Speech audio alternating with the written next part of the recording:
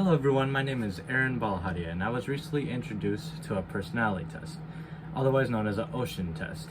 This test is widely regarded within the workforce and is used by managers and leaders to assess and analyze potential workers.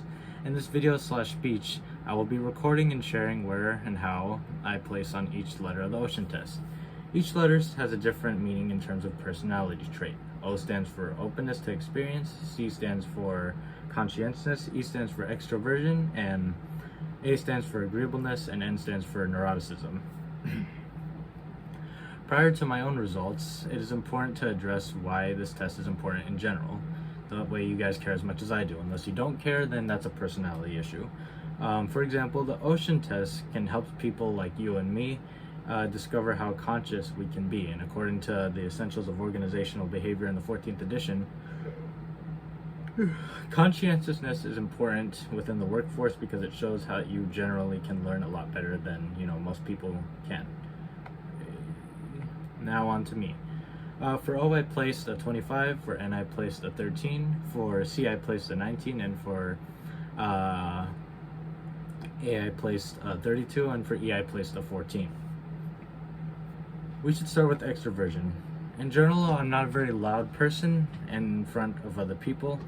I'm certain that people in my college classes can attest to that fact. A couple questions on the personality test were, are you the life of the party? Do you talk much? And do you feel comfortable around other people?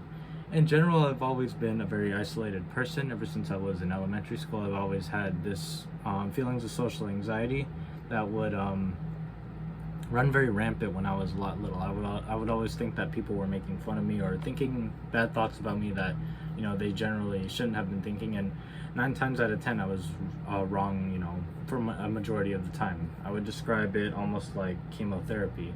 You take away people that can be toxic or hurt you, but you also take away the chance of having a meaningful relationship. And in those two things, it generally doesn't there's not a lot of good fruits when it comes to having that type of mentality when it comes to talking to other people.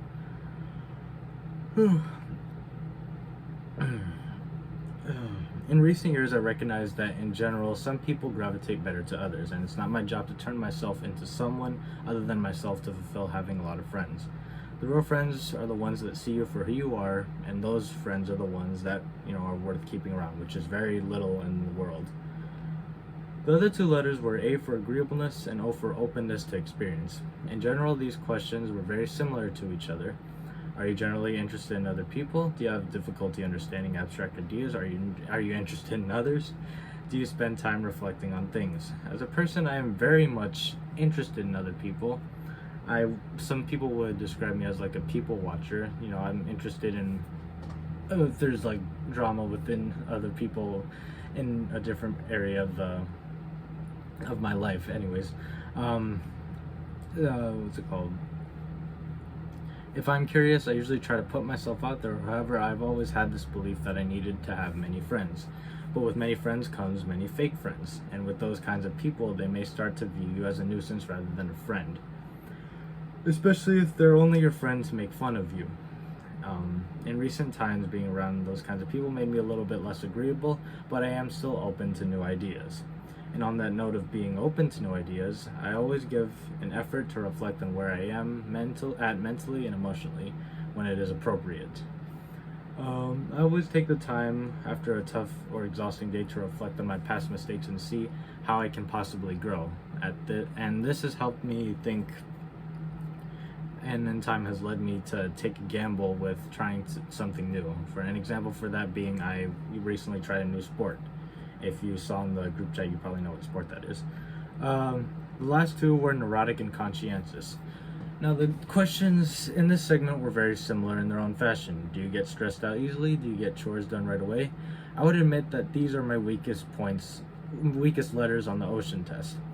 I see to it that I do sometimes leave stuff around and do not do my work as early as possible. I do sometimes get stressed easily, and this could be due to a behavioral learned pattern, but my family has always taught me to have a humble lifestyle. But with that can come envy and neuroticism if I see what someone else has that I don't have. That's not to say I do not get work done in such a fashion, as in without I get work done begrudgingly or without focus. My coworkers have described me as having OCD. They've asked me, do I have OCD? I answered, I don't know. But I never seek to set my work first unless I have a deep, seated passion for it. In general, people will always look towards themselves and believe they may be lacking in something, and trials or a personality test will often reveal what you may or may not have. It is our job as people to grow and fix what is in our control and to avoid what we can avoid in order to have a fulfilling life. I hope this helps someone in some form of way. Thank you.